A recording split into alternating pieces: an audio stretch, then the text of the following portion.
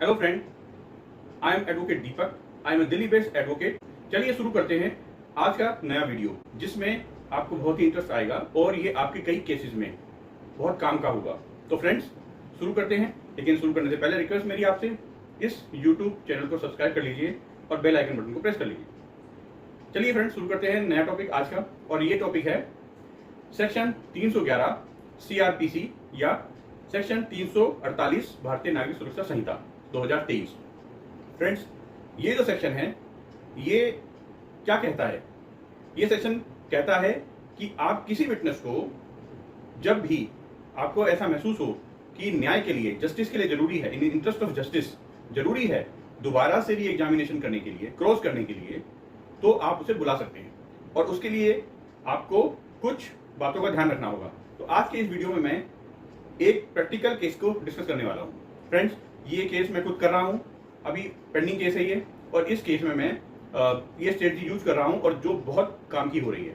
Friend, मेरे पास एक 376 IPC Indian penal code का ये केस आया हुआ है, जिसको रेप का केस बोलते हैं। मेरे पास एक प्रैक्टिकल केस है जो 376 इंडियन पीनल कोड का केस है, जो पुराना चलता आ रहा है नए कानून आने से पहले। ये मेरे पास है और मैं इसको कर रहा हूँ। तो फ्रेंड, मैं इसमें काउंसिल हूँ। इसमें क्या होता है कि जो विक्टिम है, मैं उसका प्राइवेट काउंसिल हूँ। इसमें पीपी जो होते हैं वो सरकारी काउंसिल होते हैं, जो राज्य अभियोजक बोलते हैं, जिनको सरकारी अधिकारी होते हैं ये। फ्रेंड्स, इसमें हुआ क्या, इस केस का डिस्कशन मैं ऐसे करता हूँ कि पुराना केस है, इसमें एक व्यक्ति ने एक जो लड़की है उसके साथ रेप अटेम्प्ट किया। देखिए, इसमें कोई सबूत नहीं है, इसमें कोई मेडिकल एविडेंस नहीं है, लेकिन इसमें जो विक्टिम है उसका स्टेटमेंट है, विक्टिम का स्टेटमेंट है, उसकी पूरी स्टोरी है, जो FIR 164 उसके अलावा इसने चीफ एग्जामिनेशन में और क्रॉस में अपनी कही है। लेकिन इसके बाद होता क्या है, इस केस में बहुत ही अलग से मोड़ आता है। इसमें जो एक्यूज होता है, जब जो ये विक्टिम होती है, विक्टिम अपना बयान दे, यानी कि चीफ एग्जामिनेशन कराए, क्रॉस एग्जामिनेशन कराए, उससे पहले जो एक्यूज है वो क्या करता है, इस विक्टिम को फोर्स करता है, दबाव बनाता है, कई तरीके से दबाव बनाता है, फैमिली के थ्रू, आउट ऑफ फैमिली के थ्रू, डायरेक्ट और इनडायरेक्ट तरीके से। कोर्ट में इसकी बेल सेशन कोर्ट में तो हुई नहीं थी, लेकिन ये हाई कोर्ट जाता है और हाई कोर्ट में इसकी बेल इस कंडीशन पे हुई थी कि आप जो है अपना एरिया छोड़ के नहीं जाएंगे, आप जो है विक्टिम को परेशान नहीं करेंगे, आप जो है किसी भी तरीके से डायरेक्ट इनडायरेक्ट कॉन्टैक्ट नहीं करेंगे, विक्टिम को किसी भी तरीके से मानसिक किसी तरह की कोई कंडीशन जो है, इस तरह की कंडीशन जो लगती हैं, वो हाई कोर्ट ने लगाई थी। लेकिन इसने बाहर आते ही जेल से, बेल मिलने के बाद बाहर आते ही जेल से विक्टिम को दबाव बनाया, परेशान किया, औरों से कराया, विक्टिम के नंबर्स सर्कुलेट किए, और तो और विक्टिम को कई तरीके से प्रताड़ित किया, हरेस किया। अब फ्रेंड, विक्टिम ने इसकी कंप्लेंट हाई कोर्ट में करी, क्योंकि हाई कोर्ट ने ही इसे बेल दी थी, और हाई कोर्ट में जब इसकी कंप्लेंट गई तो वहां पर इसकी बेल कैंसिल हो गई। अब बेल कैंसिल होने के बाद विक्टिम का चीफ एग्जामिनेशन विक्टिम ने कराया, पीपी साहब ने इसका चीफ एग्जामिनेशन कराया, क्रॉस एग्जामिनेशन कराया, उसमें मैंने भी पार्टिसिपेट किया था, सब कुछ ठीक चल रहा था। जैसे ही क्रॉस एग्जामिनेशन हुआ, उसके साथ ही इस व्यक्ति ने अपनी बेल एप्लीकेशन फाइल कर दी हाई कोर्ट में। अब वो बेल एप्लीकेशन फाइल तो कर दी इसने, लेकिन बीच में इसने जो और भी प्रक्रियाएं होती हैं, क्योंकि जो कोर्ट होता है 376 का, वो फास्ट ट्रैक कोर्ट होता है, उस कोर्ट में इसकी जो है प्रोसीडिंग चल रही है।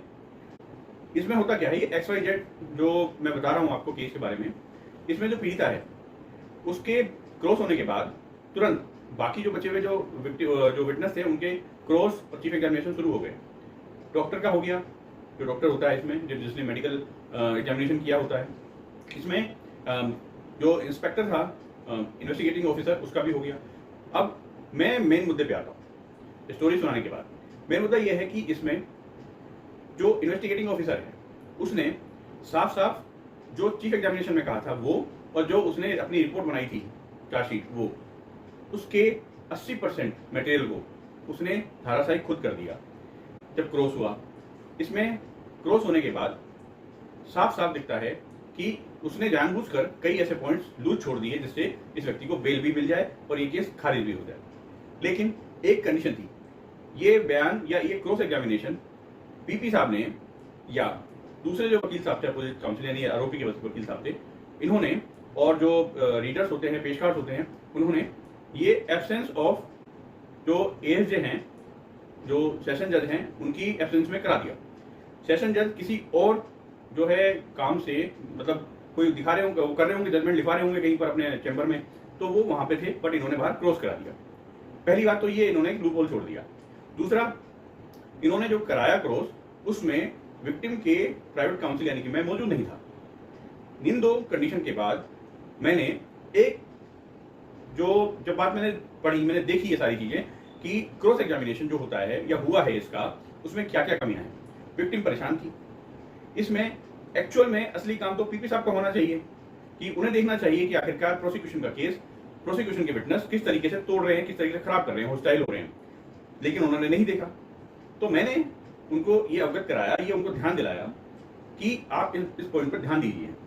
तो मैं जब काफी कोशिश करी, उसके बाद उनको मैंने कोशिश करके मैंने रिक्वेस्ट करी कि मैं चाहता हूं इस केस में 311 सीआरपीसी यानी कि 348 बीएनएसएस के अंतर्गत एक एप्लीकेशन फाइल की जाए। हमें आईओ को दोबारा से री एग्जामिनेशन करना है, हमें उसको क्रॉस करना है दोबारा से, लेकिन इस बार प्रोसिक्यूशन करेगा, क्योंकि हमारा जो विटनेस है वो या तो होस्टाइल हो गया है और उसने बहुत सारी ऐसी बातें कही हैं जो मनगढ़ंत है, मतलब ऐसी हैं जो इस केस को बर्बाद करती हैं।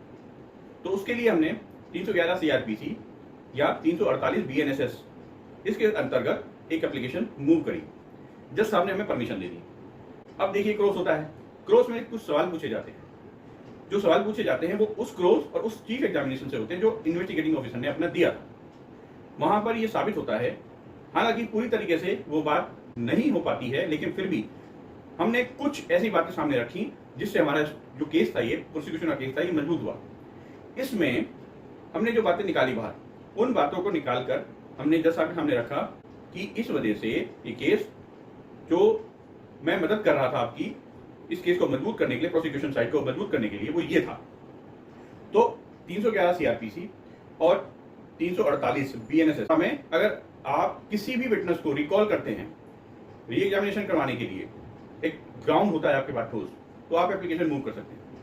आप इसके साथ साथ और भी बहुत सारी एप्लीकेशन मूव कर सकते हैं उस विटनेस की स्ट्रॉन्ग क्रेडिबिलिटी या फिर उस विटनेस की जो अभी दी गई क्रॉस में दी गई जो गवाही है, क्रॉस में उसने जो कहा है उसको धाराशाही करने के लिए, उसके साथ साथ उसको वापस ट्रैक पर लेकर आने के लिए आप कुछ ऐसी एप्लीकेशंस हैं जिनको आप लगाकर उस व्यक्ति के बारे में पता कर सकते हैं। अब इस केस में ये केस आगे बढ़ा है और आगे बढ़कर अब ये सजा की तरफ आ गया है और जज साहब ने सारी गवाहियां होने के बाद पिछले ऑर्डर पर ये बात साफ साफ कर दी थी कि इसको सजा कर दी जाएगी, जो एक्यूज है इसको कर दी जाएगी, मैं जजमेंट नेक्स्ट डेट पे लिखवा कर दे दूंगा। और जो फाइनल जो उनका था, जो व्यू था, उन्होंने साफ क्लियर कर दिया कि इस वजह से ये हकदार है सजा का। देखिए 376 जो आईपीसी का जो सेक्शन था, उस सेक्शन में यानी कि रेप के सेक्शन में, चाहे वो नए भारतीय न्याय संहिता में हो चाहे वो पुराने आईपीसी में हो, उस सेक्शन में एक बात महत्वपूर्ण है, आपके पास यानी कि जो विक्टिम है उसके पास अगर मेडिकल एविडेंसेस नहीं है, ये ठीक है कि आपका केस मजबूत होता है, यानी कि एक्यूज का केस मजबूत होता है। अगर जो है आईओ भी जो है मुकर गया है तो भी मजबूत होता है, अगर जो है और दूसरे विटनेस भी इसके खिलाफ हैं तो भी मजबूत होता है। लेकिन फ्रेंड्स याद रखिएगा, विक्टिम की दी हुई गवाही बहुत मायने रखती है, क्योंकि जिसने झेला है, जिसके ऊपर ये सब हुआ है, वो जब अपनी गवाही दे रही है तो किसी के ऊपर ऐसी गवाही नहीं देगी बिना मतलब में अपनी बदनामी कराने के लिए। तो इसीलिए क्रेडिबिलिटी जो होती है उसकी गवाही की होती है, उसके सवाल जवाब की होती है। बाकी गवाहों की तोड़ मोड़ों के पेश हो सकते हैं, बट ये नहीं हो सकती।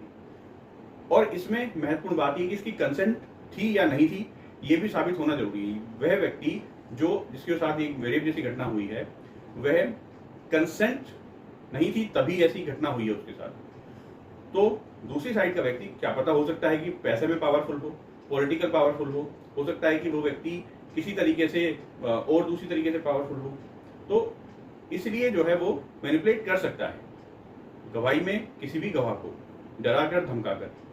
सो मेरा आपसे ये कहना है, अगर आप विक्टिम हैं इस टाइप के केसेस में, चाहे आप वो पॉक्सो में हो, चाहे आप वो 376 के हो जो 18 साल से ऊपर की महिला का हो, अगर आपका ये केस जेन्यून है, फेक केस नहीं है और सही असली केस है जिसमें आपके साथ घटा है, ऐसा हुआ है आपके साथ, तो मेरा कहना ये है कि आप 311 सीआरपीसी का प्रयोग कर सकते हैं या 348 बीएनएसएस का प्रयोग कर सकते हैं गवाह को दोबारा बुलाने के लिए। वैसे तो ये अधिकार विक्टिम के साथ साथ आप जो है एक्यूज की साइड जो काउंसिल होते हैं उनके पास भी होता है, वो भी कर सकते हैं। लेकिन विक्टिम के साइड को जो ये अपॉर्चुनिटी होती है, ये मौका होता है, ये प्रिविलेज है, ज़्यादा प्रिविलेज होता है क्योंकि पीपी साहब सरकारी व्यक्ति होते हैं और सरकारी व्यक्ति का जो केस है खराब ना हो, जज साहब भी ज़्यादा जो है इस पर गौर करते हैं। इसी वजह से प्राइवेट काउंसिल जो होते हैं एक्यूज की तरफ के, उनको बहुत ही स्ट्रॉन्ग एविडेंस देना पड़ता है। हालांकि पीपी साहब भी जो है इस चीज़ को देखेंगे, एक सैंक्शन करेंगे, उसके बाद ही जो है वो आगे इसको बढ़ाते हैं।